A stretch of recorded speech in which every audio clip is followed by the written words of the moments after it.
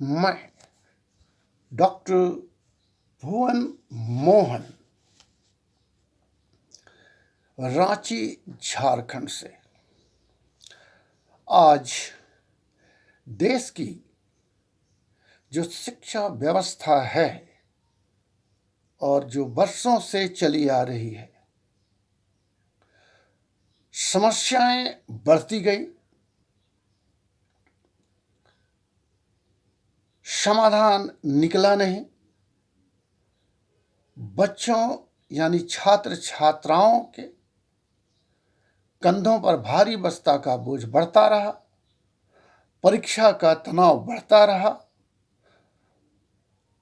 और सिलेबस का बोझ तले दबते रहे। बहुत सारी समस्याएं हैं। इस पर मेरा एक शिक्षा से संबंधित शोध लेख है जिसका शीर्षक है शिक्षा स्वरूप, समस्याएं, उच्च शिक्षा का प्रतिनिधित्व आदि। आज का शिक्षा स्वरूप क्या है? विभिन्न विश्वविद्यालयों में क्या हो रहा है? शिक्षा व्यवस्था पूरे देश में पूरी तरह चरमरा गई है। पूरे देश में एक समान शिक्षा नहीं है। पूरे देश में शिक्षा के क्षेत्र में किसी की भी सरकार हो, सिर्फ प्रयोग किए जाते रहे हैं। अधिकतर स्कूलों में भारी बस्ता के बोझ तले छात्र छात्राएं झुकते चले जा रहे हैं। वहीं छात्राओं का मेंस कम उम्र में हो रहा है। इसके अलावा कारण स्कूलों का समय सारणी भी है। निजी स्कूलों का समय ऐसा होता है कि बच्चों को सवेरे 4 बजे उठना पड़ता है और करीब 3 बजे घर वापस लौटते हैं एवं रातों को भी गृह कार्य के दबाव में काफ़ी देर से सोते हैं, जिससे उनका दैनंदिन जीवन पूरी तरह उलझ कर रह जाता है। इसलिए भारत के उज्जवल भविष्य के लिए आज के छात्र छात्राओं को भारी बस्ता के बोझ से मुक्त करना ही होगा और साथ ही उन्हें गृह कार्य से भी मुक्त करना होगा एवं उनके सोने का समय तथा जागने का समय भी ठीक ठाक करना होगा, क्योंकि कहावत है जल्दी सोना और जल्दी जागना मानव को स्वस्थ, धनी और विद्वान बनाता है, क्योंकि स्वास्थ्य ही धन है। अतः आवश्यक है कि सभी स्कूलों का समय 10 बजे से 4 बजे शाम तक चले। 90 मिनट के 3 विषय ही प्रतिदिन पढ़ाए जाएं, सोमवार से शुक्रवार तक। आधे घंटे का लंच अवधि हो और 1 घंटे के लिए खेल कूद, योगा, गीत, संगीत, नृत्य आदि के लिए हो। गृह कार्य बिल्कुल बंद किए जाएं और सोमवार से शुक्रवार तक जो भी क्लास में पढ़ाए जाएं उन सब की समीक्षा शनिवार को हो कि छात्र छात्राएं कहाँ तक शिक्षा ग्रहण किए हैं एवं साल में एक ही परीक्षा हो, वार्षिक परीक्षा। दूसरी ओर शिक्षा के स्टैंडर्ड को बनाने के लिए जरूरी नहीं है कि सबको सभी विषय पढ़ाए जाएं, अर्थात बच्चों को 4 वर्ष की उम्र होने पर स्कूलों में दाखिला मिले और स्कूलों में पहली से 10वीं कक्षा तक की पढ़ाई हो। पहली से तीसरी कक्षा तक सिर्फ हिंदी या राज्य की भाषा, सामान्य, गणित व अंग्रेजी की पढ़ाई हो। चौथी से 7वीं कक्षा तक उपर्युक्त के अलावा एक अन्य भाषा, हिंदी या संस्कृत या आईटी जोड़ी जाए तथा एक विषय इतिहास व फिलॉसफी को 2 हिस्सों में बांटकर पढ़ाया जाए। 8वीं से कला व विज्ञान की पढ़ाई अलग अलग कर दी जाए और 9वीं 10वीं जो बोर्ड की परीक्षा हो, अर्थात 9वीं में स्कूल वार्षिक परीक्षा ले एवं 10वीं में 1 साल का एक बोर्ड परीक्षा हो तथा 9वीं 10वीं में विज्ञान में भी गणित व बायोलॉजी को अलग अलग कर दिया जाए। बोर्ड 10वीं की परीक्षा के लिए केंद्र में पूरे देश के लिए एक ही बोर्ड परीक्षा हो तथा राज्यों में भी एक ही बोर्ड परीक्षा हो। 11वीं व 12वीं की पढ़ाई विश्वविद्यालय के अंतर्गत कॉलेजों में हो और पूरे देश में एक ही पाठ्यक्रम सिलेबस हो जिसे राष्ट्रीय शिक्षा आयोग से मान्यता लेनी पड़े।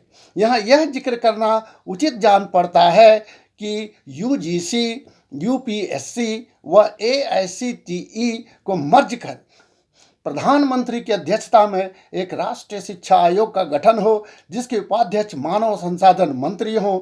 11वीं 12वीं की पढ़ाई में कला, विज्ञान, बायोलॉजी व वाणिज्य की पढ़ाई अलग अलग हो। 11वीं की परीक्षा कॉलेज ले, लेकिन 12वीं की परीक्षा 1 साल के आधार पर विश्वविद्यालय के द्वारा लिया जाए। यहाँ यह जिक्र करना उचित प्रतीत होता है कि अंग्रेजी साहित्य को विदेशीकरण से मुक्त कर भारतीयकरण कर दिया जाए तथा पहली से 12वीं कक्षा तक सभी विषयों का पाठ्यक्रम संक्षिप्त हो और जैसे जैसे ऊपर का क्लास आता है उसके अनुकूल ही पाठ्यक्रम को सीमित रखा जाए। 9वीं 10वीं में सिर्फ 5 विषय ही पढ़ाए जाएं। हिंदी या राज्य की भाषा, जैसे विज्ञान में भौतिक विज्ञान, गणित या बायोलॉजी, जीव विज्ञान और रसायन विज्ञान या आईटी, सूचना तकनीक, कंप्यूटर सहित, एवं उसी तरह कला में इतिहास व फिलॉसफी, दर्शन शास्त्र एक विषय अनिवार्य हो। भूगोल या समाज अध्ययन दूसरा विषय तथा तीसरा विषय वैकल्पिक में पाक विद्या, जिसको डोमेस्टिक साइंस कहते हैं, या अर्थशास्त्र या अन्य एक विषय हो। हिंदी व अंग्रेजी भाषा का पाठ्यक्रम 2 बराबर 50-50 अंकों का हिस्सों में बांटा हो, जिसमें 50 अंक का साहित्य हो और 50 अंक का ग्रामर यानी व्याकरण, निबंध आदि हो। अंग्रेजी को शामिल करते हुए 11वीं 12वीं में 4 ही विषय पढ़ाए जाएं। हिंदी या अंग्रेजी 9वीं 10वीं की तर्ज पर एक विषय चुनने की आज़ादी हो और हर संकाय के लिए 3 ही विषय हों। 9वीं 10वीं में लिए गए विषय के आधार पर ग्रेजुएट की सभी पढ़ाई 4 साल का कर देना चाहिए, चाहे इंजीनियरिंग हो, चाहे कानून हो, चाहे प्रबंधन हो, चाहे चिकित्सा हो, चाहे विज्ञान हो, चाहे कला हो, चाहे वाणिज्य हो, चाहे प्रशासनिक पढ़ाई हो आदि। यहाँ यह शर्त हो कि इंजीनियरिंग, चिकित्सा, प्रबंधन, कानून, प्रशासनिक में दाखिला के लिए 11वीं 12वीं में अंग्रेजी भाषा अनिवार्य हो। चिकित्सा के लिए 1 साल की अतिरिक्त पढ़ाई करनी होगी, जहाँ इंटर्नशिप की पढ़ाई होगी। पूरे देश में सिलेबस एक ही हो, जिसकी जिम्मेदारी राष्ट्रीय शिक्षा आयोग की हो। इंजीनियरिंग, चिकित्सा, प्रबंधन, कानून, प्रशासनिक आदि की पढ़ाई अंग्रेजी माध्यम से हो और चिकित्सा में homeopath, Ayurveda, dentist, physiotherapy, paramedical आदि सभी शामिल हों। जहाँ ग्रेजुएट की पढ़ाई में थ्योरी के साथ साथ प्रैक्टिकल और ट्यूटोरियल हो, वहाँ थ्योरी, प्रैक्टिकल और ट्यूटोरियल में अलग अलग पास मार्क 40% हों। यहाँ उचित प्रतीत होता है कि इंजीनियरिंग की डिग्री के लिए अलग अलग मापदंड हैं जिन्हें एक समान करना होगा। जैसे दक्षिण में कहीं कहीं अंतिम वर्ष के परीक्षा परिणाम पर ही ओवरऑल परीक्षा परिणाम घोषित कर दिया जाता है, कहीं कहीं अंतिम 2 वर्ष के परीक्षा परिणाम पर ओवरऑल परीक्षा परिणाम घोषित कर दिया जाता है। और रांची विश्वविद्यालय में थ्योरी, प्रैक्टिकल और ट्यूटोरियल में अलग अलग पास करना अनिवार्य नहीं है। यहाँ 100 अंक थ्योरी और 50 अंक ट्यूटोरियल को मिलाकर 150 अंक में 60 अंक लाने पर उत्तीर्ण घोषित कर दिया जाता है। अर्थात अगर थ्योरी में 100 में 10 नंबर आए और ट्यूटोरियल में 50 में 50 जो इंटरनल होता है मिल जाए तो कुल मिलाकर 60 अंक आने पर उत्तीर्ण घोषित कर दिया जाता है। ऐसी व्यवस्था को और सेमेस्टर सिस्टम को तत्काल समाप्त कर देना चाहिए। तो ओवरऑल परीक्षा परिणाम के लिए प्रथम वर्ष का 25%, द्वितीय वर्ष का 50%, तृतीय वर्ष का 75% तथा अंतिम वर्ष का 100% अंक को जोड़कर ओवरऑल परीक्षा परिणाम घोषित किया जाए, जिससे चारों वर्ष की पढ़ाई का महत्व हो। साथ ही प्रशासनिक शास्त्र की पढ़ाई करने वाले ही IAS, IPS व IFS बन सकते हों, जिनकी परीक्षा अलग से ली जाए। इंजीनियरिंग, प्रबंधन व चिकित्सा के क्षेत्र में निजी संस्थानों में गुणवत्ता नाम की कोई चीज़ नहीं है, क्योंकि निजी संस्थान AICTE व इंडियन मेडिकल काउंसिल को मैनेज कर लेते हैं और सरकारी नियम कानून की धज्जियां उड़ाते रहते हैं। क्योंकि निजी संस्थानों के लिए शिक्षा एक व्यवसाय हो गया है, इसलिए उनकी रुचि शिक्षा के स्टैंडर्ड में नहीं होता है। दूसरी ओर AICTE में कुछ गड़बड़ियां भी हैं, जिसके कारण इन निजी संस्थानों को प्राचार्य व विभागाध्यक्ष व प्रोफेसर का पद के लिए योग्य व्यक्ति मिलता ही नहीं है, क्योंकि नियम कहता है कि 65 साल उम्र पूरा हो जाने पर वे प्राचार्य व विभागाध्यक्ष व प्रोफेसर नहीं हो सकते हैं। और इन निजी संस्थानों को 65 साल से कम उम्र के योग्य उम्मीदवार मिलते नहीं हैं, क्योंकि इस तरह के सरकारी संस्थानों में सेवानिवृत्ति की आयु 60 से 65 साल है। अतः सरकार को तत्काल चाहिए कि इन निजी संस्थानों के लिए प्राचार्य, विभागाध्यक्ष व प्रोफेसर के पद के लिए उम्र की सीमा को 75 साल कर देना चाहिए। निजी संस्थानों में शिक्षा की गुणवत्ता बढ़ेगी। साथ ही विश्वविद्यालयों के कुलपति व उपकुलपति की नियुक्ति हेतु सर्च कमेटी के द्वारा राज्य के मुख्य न्यायाधीश के नेतृत्व में अनिवार्य हो तथा सर्च कमेटी का गठन राज्य के राज्यपाल के द्वारा हो। हाँ, शिक्षा व अनुभव बेहतर से बेहतर हो, परंतु नियुक्ति में राज्य सरकार का हाथ न हो। राष्ट्रीय शिक्षा आयोग के द्वारा देश के हर राज्य व यूनियन टेरिटरी से विशेष शिक्षाविदों की एक एडवाइजरी बोर्ड हो, जिसमें करीब 50 शिक्षाविद हों जो विभिन्न विषयों के विशेषज्ञ हों, जो राष्ट्रीय शिक्षा आयोग को समय समय पर अपने मूल्यवान परामर्श और सुझाव दिया करेंगे। इस एडवाइजरी बोर्ड के पास विभिन्न राज्यों व यूनियन टेरिटरी के संस्थानों की जाँच भी कर सकेंगे कि संस्थान व कॉलेज सरकार के बनाए गए नियमों व कानूनों का पालन करते रहें तथा सरकार के द्वारा स्थापित मापदंडों पर भी खरा उतरे, नहीं तो उनकी मान्यता समाप्त कर दी जाए। उच्च शिक्षा के मामले में जितने भी IIT हैं, एम्स हैं, IIM हैं और जितने भी बड़े बड़े विश्वविद्यालय हैं, उनमें डॉक्टरल व पोस्ट डॉक्टरल की पढ़ाई को शेष से अलग कर दिया जाए।